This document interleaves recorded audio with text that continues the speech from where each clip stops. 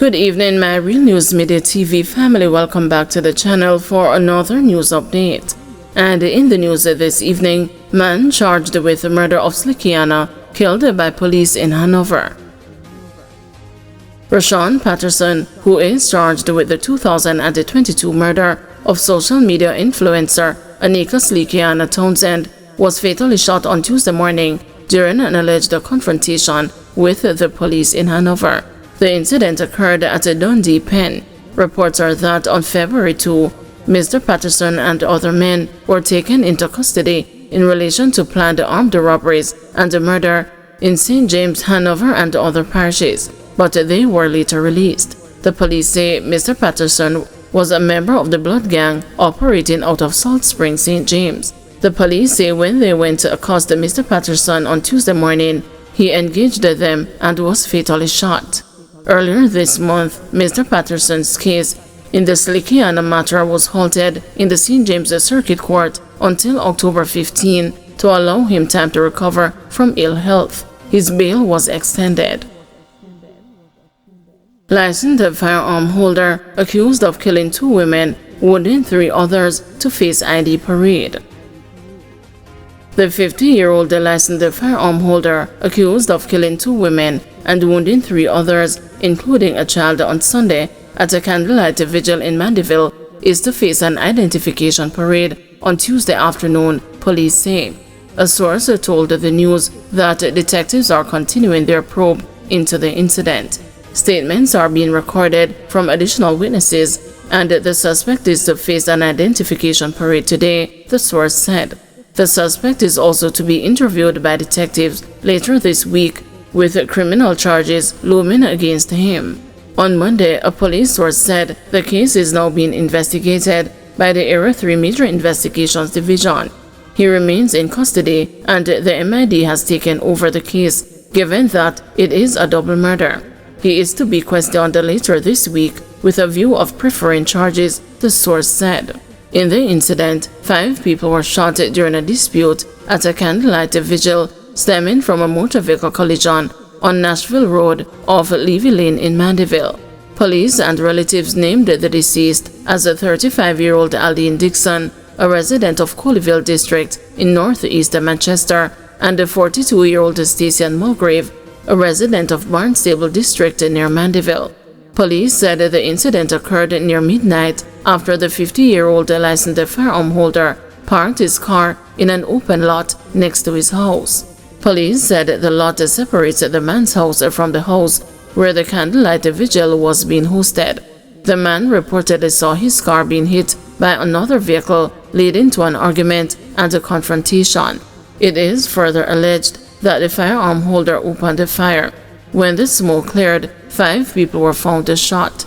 The gunshot victims were taken to hospital, where the 2 women succumbed and the 2 others were admitted for treatment. A 12-year-old boy, who was reportedly also injured during the shooting, was treated and released from hospital. The licensed firearm holder reportedly turned himself in at the Mandeville police station. Dancehall star Squash arrested in Florida on gun charges. Dancehall DJ Squash, whose given name is Andre Whitaker, has been arrested in Florida, United States on gun charges.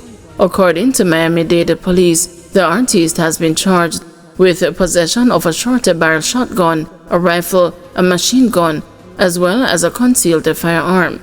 It lists the booking date as Tuesday, February 25. It is the entertainer's latest run-in with the law in the Sunshine State, where he has resided the last several years. 2 years ago, he was arrested on immigration-related charges. Education Ministry intervenes in leadership conflict at St. James High. A long-standing dispute between the principal of St. James High and the chairman of the board on Monday escalated during a staff meeting, which has resulted in the suspension of classes on Tuesday. Minister of Education, Senator Dr. Dana Morris Dixon, says that the ministry has intervened in the conflict. Executive Director for the National Council of Education, Maurice Murray, Acting Chief Education Officer Terrian Thomas Gale, and Regional Director Dr. Michelle Pinnock have been deployed to the school to meet with the administration and other stakeholders to address the matter. Senator Morris Dixon says that there is need for immediate and long-term solutions following the unfortunate breakdown in leadership that has disrupted the school's operations. She says situations like this make it clear that the Education Ministry has to provide greater support in the operationalization of the leadership and the governance structure within schools. She emphasized that under no circumstances should there be leaders at odds, much less behaving in a manner to deprive students of a day of learning and a good example of excellence in stewardship. The news was informed that the tension between chairman of the board, Christopher McCurdy, and the principal, Joseph Williams, became heated after the chairman requested permission to address a staff meeting but was denied by the principal. This led to a verbal altercation which almost became physical. It's further understood that the men had to be separated by teachers. Parents were subsequently informed that the classes would be suspended on Tuesday. Since last year, the leaders have been at loggerheads over a number of issues, including the suspension of students by the principal without a discussion with the board. Meanwhile, principal of the Jamaica Association of Principals of Secondary Schools, Linvern Wright, says based on his understanding of what transpired at the St. James High on Monday, there was a breach of protocol by the board chairman. I had spoken to the principal. I spoke to him yesterday, and essentially is that he had a meeting and the chairman was there without his having invited him and wanted to pretty much conduct the meeting. So it was put off. That's how I understood it. And that having happened, I don't know that is something that should be.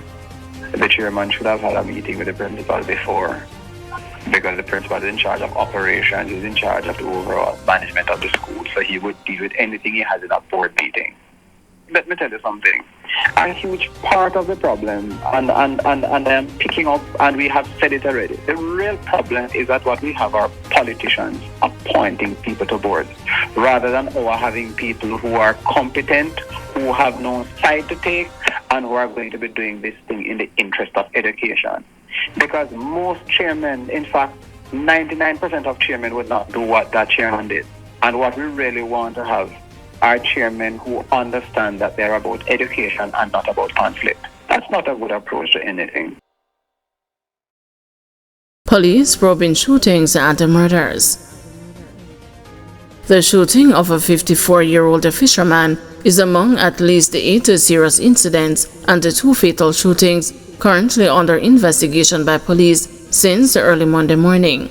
According to the police's information arm, the Constabulary Communications Unit, up to this afternoon, the latest incidents, a murder that occurred this morning in Hanover and a fatal shooting in Tivoli Gardens in West Kingston, are still being processed by investigators at the crime scenes. Except for the 2 fatal shootings, the injury of the fisherman, who was shot at his home in Westmoreland, the death of Ramoy Bailey, 30, of Salem, Runaway Bay St. Anne, who succumbed Monday in a pre-dawn motor vehicle crash on the AGR Byfield Highway in the parish, and that of Romario Fraser, also called the Tuku or Stickman, whose body was found in Trenchtown, Kingston, with a wound to the head. The other incidents were confirmed homicides. Among the other deceased persons are Kevrel Simpson, 39, who was shot and killed at the Old Harbor Bay Fishing Village in St. Catherine yesterday afternoon, and an unidentified man who was shot and killed in Seaforth, St. Thomas, later last night. Police, in the meantime, said Shane Bolgin, 32, was fatally shot by cops during an armed confrontation in Top Geneva, Westmoreland, Monday morning. The cops said they retrieved a Taurus 9mm pistol with a magazine containing 5 9mm cartridges from him. Thank you everyone for watching. See you tomorrow morning at 6 a.m. for another news update.